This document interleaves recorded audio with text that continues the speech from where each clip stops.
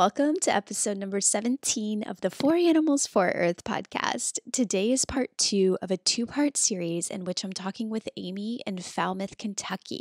So if you haven't yet heard part 1, I recommend going back and listening to episode 16 first and then coming here to episode 17. So Ame is a wildlife rehabilitator who lives off the grid, organically farming her own food and saving the lives of animals. What I love about Ame is that she encourages all of us to study and do the same, even if we don't go through the full extent of becoming a wildlife rehabilitator, which honestly she does encourage us to do. So if you're interested, you'll find information about that in this interview and in the show notes. But even if we don't go through to that extent, there's so much that each of us can do to help wildlife that we see in our own lives. So because this interview became 2 separate episodes, I get to pick the extra simple idea for today. And we all know that I don't do things short that well, so I've chosen 2 simple ideas for us today. And both of these are actually things that will help us to be able to help an animal if we see them, in the moment. If there's an emergency in the moment, we will have something to turn to. So the first is to go download the Animal Help Now app on our phones. So that is an app. You can actually hear more about it in episode 16, but it's an app that we can click on and find a wildlife rehabilitator near us to ask any questions in an emergency situation. And then the second simple idea for today is to put a wildlife rescue kit in your car if you drive. And there will be a link to the show notes. There'll be a link to what to put into your wildlife rescue kit in the show notes. So for show notes, go to foranimalsforearth.com/podcast/17. Hi there, this is Brandy, and you're listening to the For Animals for Earth podcast. This is a space where we inspire each other to take small steps every day to live a more conscious life, helping animals and the planet while we do it. I'm so glad that you're here. Let's all take a deep breath, and let's get started. The third scenario that I had, I think we've already answered, but if you see something like a snake or a possum, a gopher, a raccoon, an animal like that in your backyard, would the answer be use the Animal Help Now app and get a hold of someone near you? You can. There is, when you go on that app, there is a conflict resolution section. So that's, say you have raccoons that are getting in your trash can. That's a conflict issue. And, you can find a wildlife person that will help you humanely resolve your conflict. Now, state laws vary a good deal. So we also have, people that, now I'm having a brain fart on what we call them, but people that remove pest control people. Oh, pest control. Okay. Right. That's a totally different thing than any kind of rehabilitation. So people that are doing animal control, pest control, they often they charge money for their services. They trap the animal and they kill the animal. They euthanize the animal. Okay. Some of them do talk about they do humanely remove the animal, and I would question that, and I would seek out information about that, because that's also going to vary in your state. Because for instance, in my state, they by law often destroy the animal. And so they can't take, for instance, a full-grown raccoon and then go release it somewhere. Mm-hmm. That, that isn't legal. So, Mm-hmm. so when you call, you want to make sure that you're talking to a wildlife rehabber that is going to, give you some advice about dealing with it humanely. Mm-hmm. That rehabber might not be able to, come to your house. For the most part, what rehabbers do is they're dealing with injured animals, baby Okay. animals that are orphaned. Okay. And they are not licensed. Like in my state, my license wouldn't even allow me to go do animal control work. Got it. Okay. So, but for the most part, rehabbers that I know are very willing to, help. It's one of the things that I put in my blogs. I usually have, for instance, I have a blog about raccoons, and there's a section in that blog about, here are some things that you can do if a raccoon is making your life miserable. Okay. And on the flip side, I also typically have sections in my wildlife blogs on, hey, I love these animals and I would like to help them, so here are some tips that you can, help these animals. So sometimes it's just as simple as, they make really sturdy trash cans that are lockable. And people who live in bear country know all about these kinds of trash cans, because if you live in bear country, you have to have really sturdy things. Well, I actually learned this from one of my local park ranger friends, is that, they're not just for bears. They're great for raccoons and opossums and other animals that can get pretty determined, about knocking over a trash can and getting in it and making a big mess. So sometimes it's just a simple solution, and you just might not have realized that, And we were talking about the cats earlier. So yes, Amy is someone that would feed a stray cat, but I would not leave that food out at night. Okay. So whenever we're feeding animals, whether they're, our domestic animals or a stray animal, if we do that during the day, we feed the animal, then we take the food away, we're not getting the wildlife, because the wildlife is coming out at, dusk and at night and scavenging for food. And if we have food sitting out because we were feeding, the stray cats, then we are actually drawing in wildlife to our yard. So we need to make sure that we're not, presenting that opportunity for them. And, keeping the food locked up in a secure area and only having it out, till the animal's done eating. Okay. Yeah, that's really good to add and point out, I think, because yeah, it's interesting, right? It's if we're doing something to invite them in, then it becomes an issue, and then you're trying to get them out. They're like, well, hey, you had food for me. Why is this? Why are you turning on me? What's going on? Yeah. You would make a good raccoon. I've heard that they are incredibly smart, and that also that they're very family oriented. Is that true? Can you tell us a little bit about a raccoon? Yes.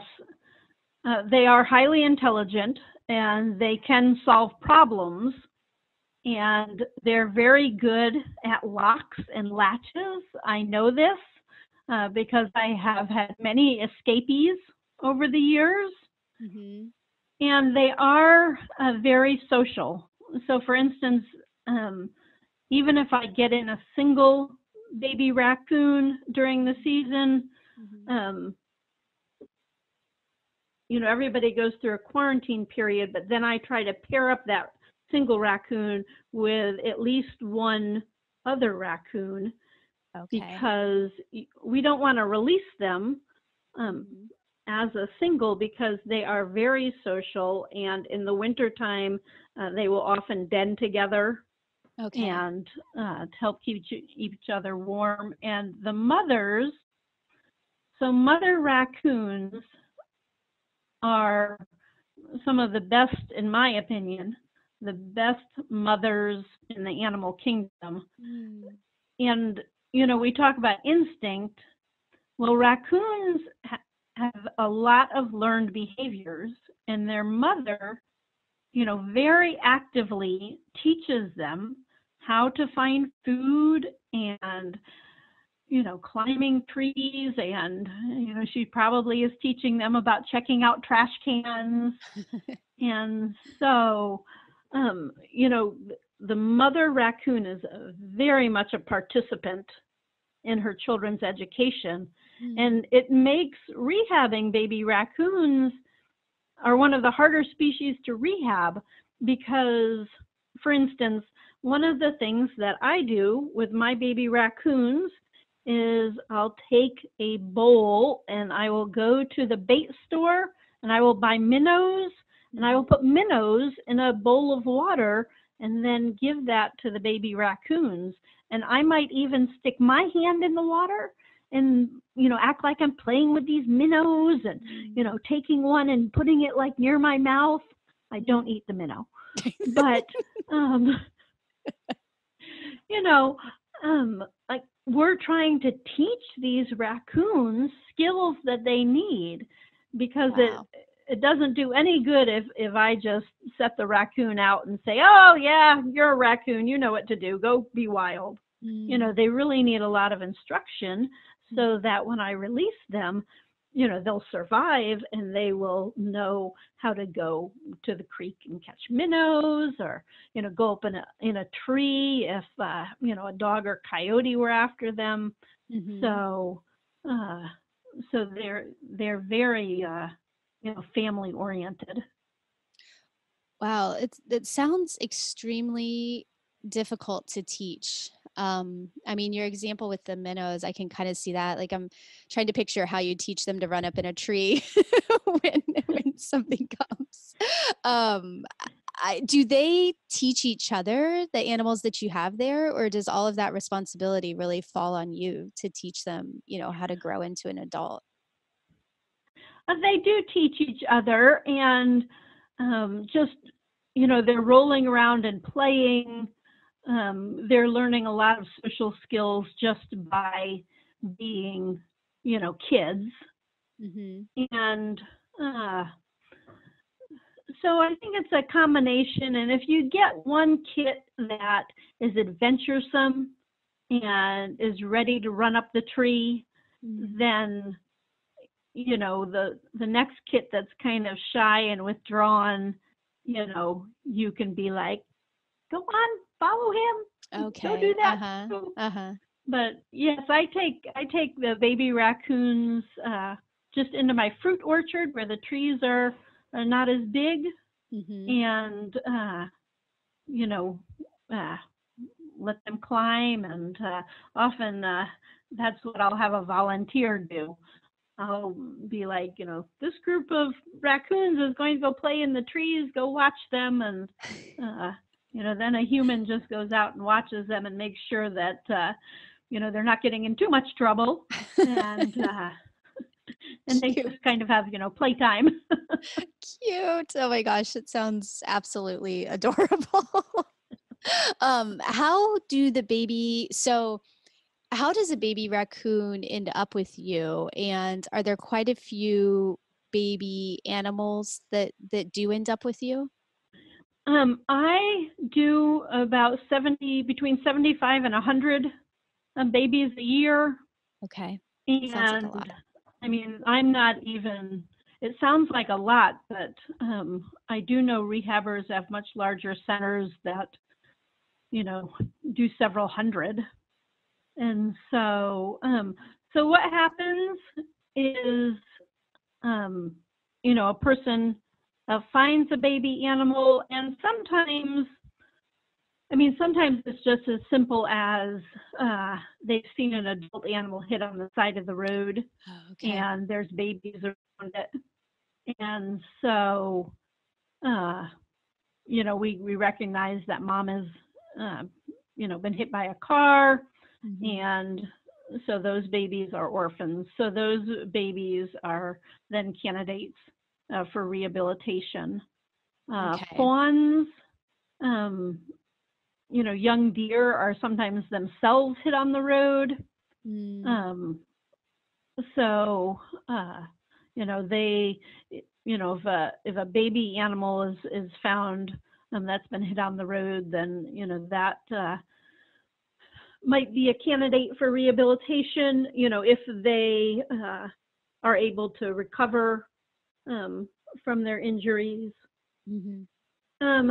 Sometimes I live in a rural area, and I have gotten in babies, for instance, because the mother animal has been shot and killed.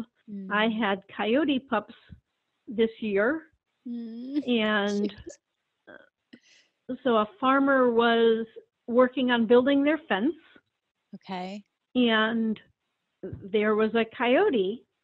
They were on kind of the back part of their farm, and there was a coyote who was running around near them, and the farmer felt threatened because he interpreted her behavior as aggressive. Mm. Well, and so he did shoot her, and it turned out that the reason that she was acting so anxiously is because they were pretty close to her den, Mm. and Mm-hmm. um, so then those puppies were orphaned, and Okay. so his daughter then brought the puppies in, uh, Okay. and so uh, Mm-hmm. Mm-hmm. so so they come in with different situations, Mm. but many times it's not, and it's not that you might hit an animal intentionally on the road, Mm-hmm. because we all know that sometimes they're just dart out in front of you. Mm-hmm. Mm-hmm. But Right. often, often the casualty happens because of this human, uh, not really a conflict, but Mm. something the human is doing. And so, as a wildlife rehabilitator, I kind of see that as righting a wrong. Mm. Mm-hmm. So, the animal's life was altered because of human technology, Mm-hmm. and so we have a responsibility then to help, Mm-hmm. and we want to help that animal by um, raising it so that it can be released and have the life that God intended it to have, Mm. a Mm-hmm. natural life. Mm-hmm. We don't want these animals to become pets, and wildlife rehabilitators often go to great lengths um, to not, um, you know, have the animals bond with us, Mm-hmm. to a point that that's going to interfere with them being releasable. Mm-hmm. Mm-hmm. Yeah, I think that's one of the neatest things I think about what you do is that you're really helping these animals kind of just for this, period or moment in their lives, all with the goal of them going back out. The goal isn't to stay and be like a zoo or something like that. The goal is to get them back out to living Right. their natural wildlife. And I don't know. I personally just really love that. And I think it's one of the best things that anyone in the world could do. So, you know, thank you for what you do for sure. Um, Well, thank you. I'm excited to have you on here and to be learning so much from you. Let's hit our fourth scenario. Let's talk about coyotes. So, because you did just mention coyotes, and if you see a coyote near your property, does that always mean that there's a danger or not necessarily? No, definitely not necessarily. Um, we often fear predators, And, that fear might be, very legitimately based on, a millennium of human-animal conflicts. But coyotes are, expanding, maybe not expanding their range isn't the right word. They're adapting to us expanding our range. And so it is much more common to see, a coyote in urban areas. And it does not mean, the coyotes are not after your children. They are not after your cats. There's actually been, very few recorded incidents, documented incidents of coyotes actually, hunting and taking down a cat. And of course, what many people will say is, going back to our discussion earlier about cats, is, keeping your cats in the house. Coyotes are pretty naturally nervous and wary. And so the interesting thing is, this coyote might have been living in your neighborhood for 2 years, and then all of a sudden you see them, and you think, oh no, a coyote has moved into my neighborhood. But it so happens it's been there for a long time, and for whatever that, circumstance was, you saw them. And so, that has made you nervous. For the most part, unless we're kind of seeking out their areas and, looking for where we think they might be, they're living among us, and we don't know it. Similar to snakes. I guarantee that there are a lot of snakes in Los Angeles. Yes. But that doesn't mean that, you see them. Yeah, right. Because, so often when we don't see these animals, and of course the really cool thing about Los Angeles, I follow a wildlife group that monitors the cougars in California. And there are cougars in Los Angeles. And of course, Amy the hillbilly thought, oh my gosh. But so there are often, we have predators among us. And when we see them, we're instantly afraid. But, maybe going back to our, simple thing that we can do is maybe we should feel compassion. Because, they're just, the coyote is like all of us. They are just wanting to survive in their ecosystem, in their niche. And, they're pack animals. They want to, protect and feed their families. And, that is what's important to them. And that's, if you see them in your neighborhood, that's what they're doing. They're not, looking for you or looking for your domestic cat per se. They are, just, hunting and trying to, find places for their, pups to be born and grow up. And so.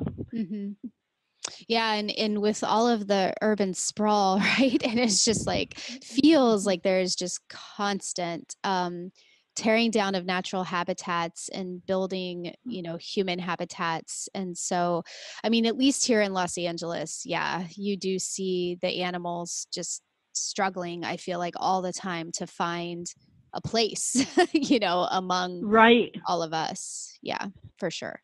Right. And I can see that, very much happening. So, but they do, they adapt amazingly well. Several species, deer are the other thing that are very prevalent in urban areas. Mm-hmm. and have very much adapted uh, to, people that plant flowers and hostas. So, Mm-hmm. Mm-hmm. Yeah, it's funny. I haven't ever seen deer here. We have quite a few coyotes right here. I've never seen deer, but I definitely have stories from friends, especially Indiana or even a friend of mine who lives in upstate New York, like where she's deer come in the yard all the time. I'm like, oh, so cute.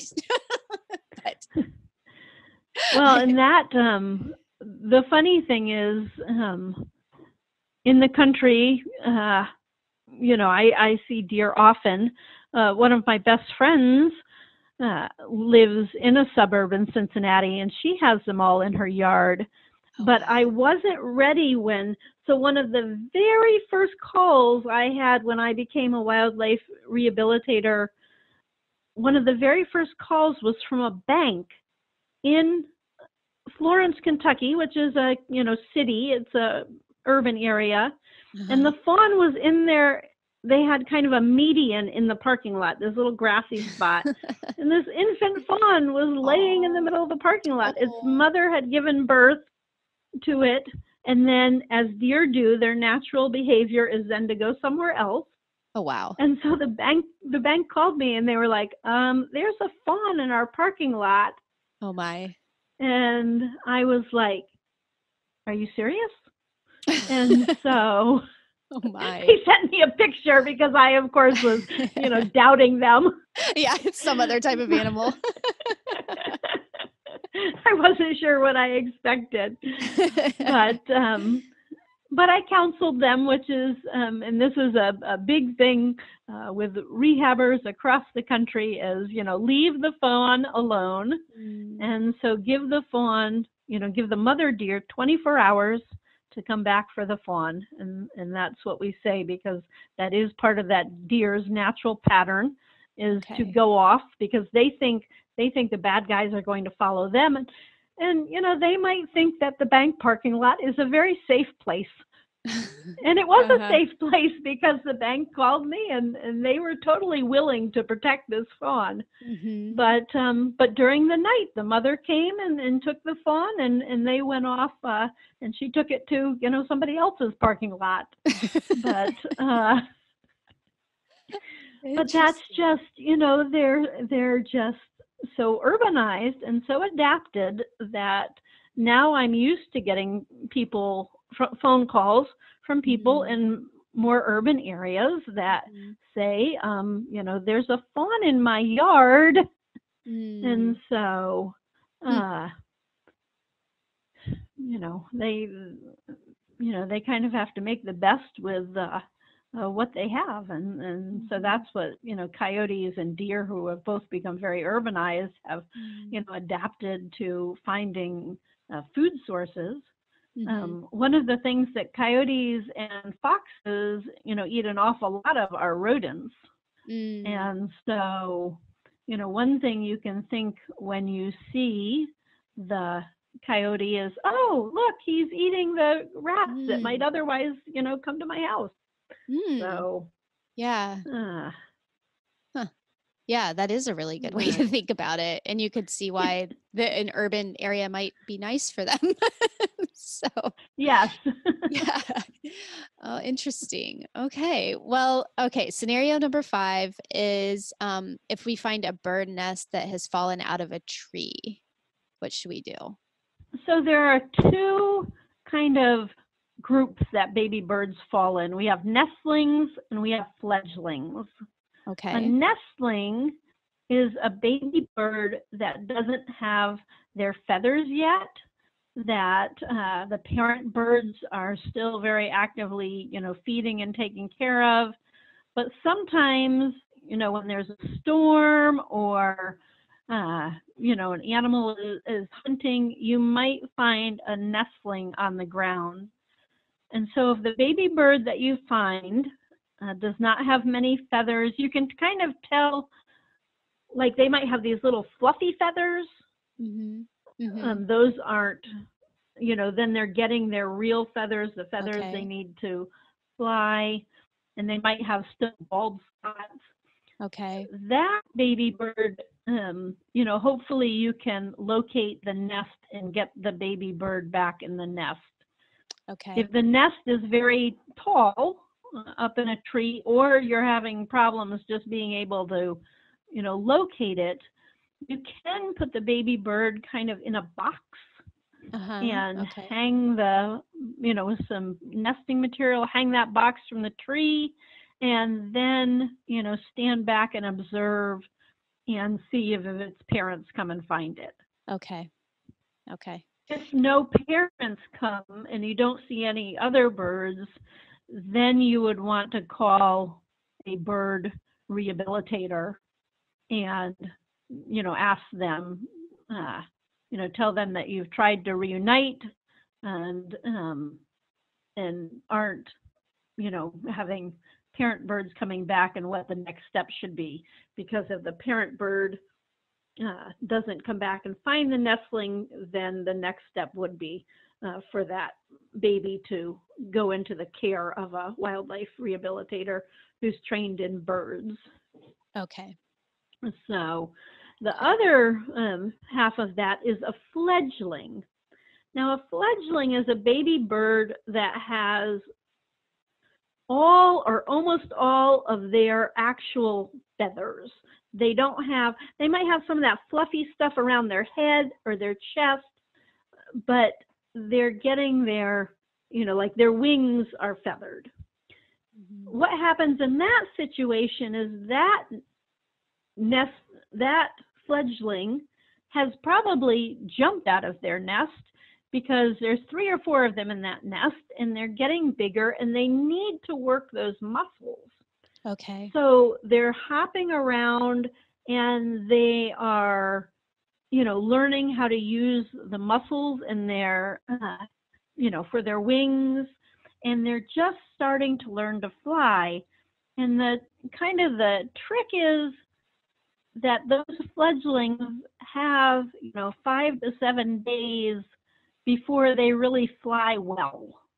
And they're hopping around and then they're doing little short flights. And so that bird does not need intervention. This is part of its just natural growing up. But what I always tell people is, it won't take long. Keep your dogs and cats inside. Monitor the baby bird. You will probably see the parent birds. They still will come, down to the baby bird, give the baby bird food, kind of fly around the baby bird. And so the parent is present, everything is normal. And, you just need to be mindful if you have, domestic animals, of keeping them away from that baby bird until it's, one day you'll look out and there'll be no baby bird and it'll be up in the tree looking down at you. And so, then it's kind of past that, there's that week where there's just a real dangerous stage for them. Mm-hmm. Mm-hmm. Yeah, it sounds like they would be extremely vulnerable in that 1 week, but yes. Yeah, but that's also just a part of natural wildlife, right? So yes, yeah, that's we don't a necessarily natural need to be part involved. of their growth, mm-hmm. right? And so we don't want to, we don't want to interfere with that. Mm-hmm. That's good to know, because I think, at least me, and I think a lot of people, our instinct is just like, oh no, and you want to just like get in there and pick them up and cuddle them and keep them, to bring them in the house and make sure they're safe, and I do know from different classes I've taken that most of the time that is exactly the opposite of what you want to do. So yes, you said that well. There's that, human compassion where we want to help, mm-hmm. and sometimes that gets kind of overridden with our thinking we know how we should help, mm-hmm. versus, recognizing, when we should help and when we should just stand by and say, oh, that's wonderful, you're growing up. And so, mm-hmm. Mm-hmm. Yeah, like a cheerleader on the side. right, yes. I love that. I feel like in all scenarios we've talked about, there really is the opportunity to go to this app that you mentioned and Yeah. ask for guidance. That's something I guess really exciting about technology. And a lot of times I don't have a lot of things I'm really that excited about with technology, but I do feel like that is something that's pretty neat. In these moments when our heart is breaking open with compassion and we really want to help, there is a tool to figure out the best way to help. So yeah, I really like that. Right. And the tool connects you with, a real person. Mm-hmm. And, it's always reassuring, because I think I sometimes get calls from, people, and they just need for me to affirm what they know. Mm-hmm. And because they'll say, yeah, that's what I thought. That's what I thought. And it just, it's nice when, someone says, well, you're right. That's exactly what you should do. And so, it's helpful when you're able to talk to, that person that's going to, kind of affirm what you're thinking, or kind of let you know, this is the best course. So, but I mean, the people that, find animals and are looking out for animals, those are the people that, make wildlife rehabilitation what it is, because it's all those compassionate people that are on the ground. I do a lot of texting because my phone reception isn't so bad. My phone reception isn't so good on my, dead end gravel road. And so, I often tell people to text me because the phone isn't always the best way for me to communicate. And, but I always end my conversations with people by saying, thank you for caring for wildlife. Because, the person that finds the animal, they're the people on the ground. I'm, the person at home just kind of waiting for the animal to come to me. Well, So, yeah. And what a beautiful way for all of us to work together, huh? I mean, I yes, think yes.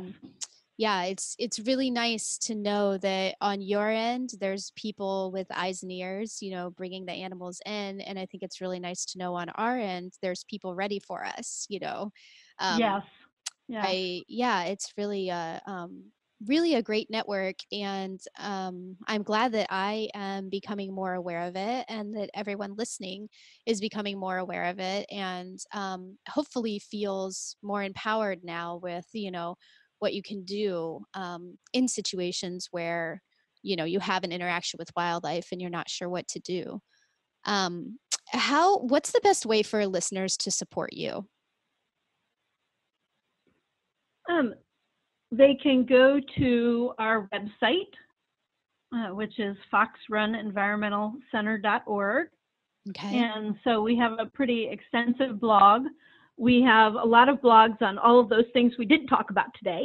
And then there is a wildlife blog that has a lot of information about different species.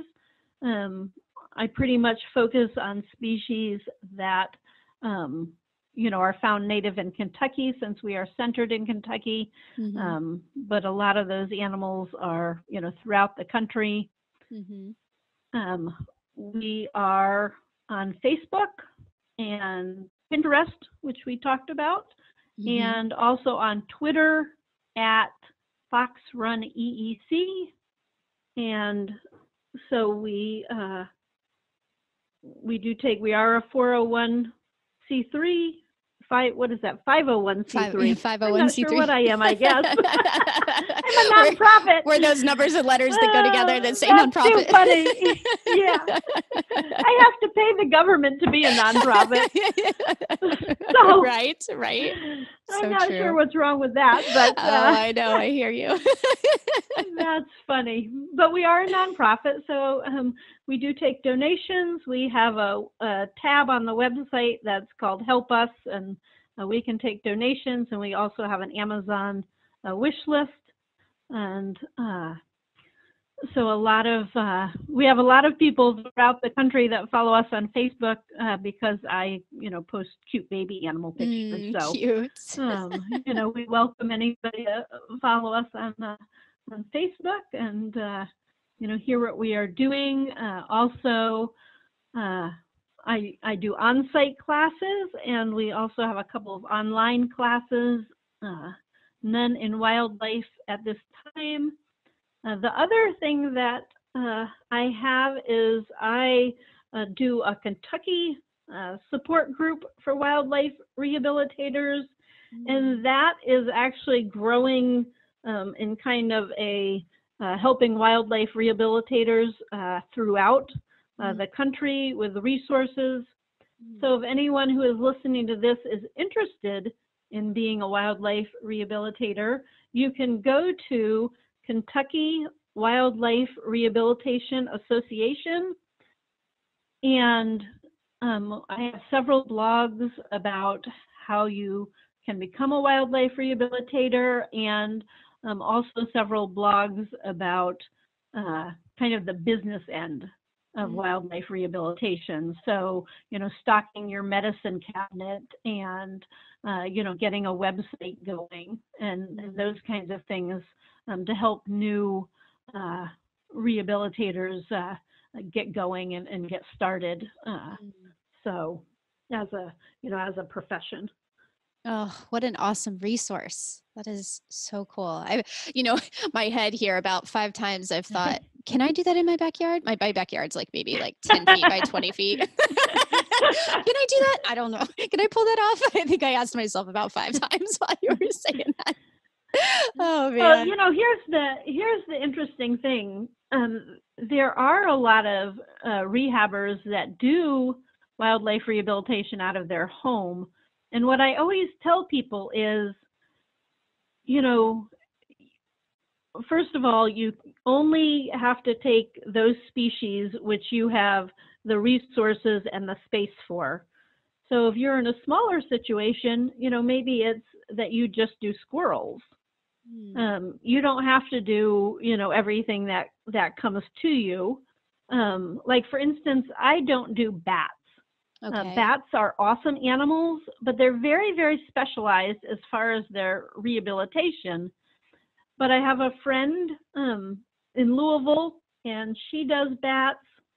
And so whenever I get a bat call, I recommend her, and I tell people, she's had all this training. She has this whole bat flight area where she can teach them flying, and she's the person that you need to get the bat to. So part of being a wildlife rehabber is knowing, what species, you want to work with, that you have space to work with, and then connecting with other rehabbers in your, general location that you can refer people to, if it's a situation that, that you don't do. So. That's great. That's really wonderful. And it gives some of us maybe an entry point to be able to help, in just a tiny space. So I would assume everyone listening is chomping at the bit to get to Facebook and look at baby animals. I know I am. Thank you so much, Amy, for coming on and sharing so much knowledge. And I know it's really helpful for me, and I think it will be really helpful for people listening too. So thank you again for coming on and taking the time to share all of your knowledge about wildlife with us. Well, thank you so much for having me. I'm a listener of your podcast, and I have really enjoyed all the people that you've had on the podcast. And so it's been exciting for me to, be on your podcast and be part of, this wonderful community that you're building, connect people and all these, people that do wonderful things in nature and with food and with animals. And so it's awesome. Oh, thank you so much for sharing that. It's so exciting to hear. And I really do think there are so many of us out here, and the more we can come together and support each other and have these conversations, I just really, really think we're going to make a bigger difference for, animals and the environment. So, Yes, yeah. definitely.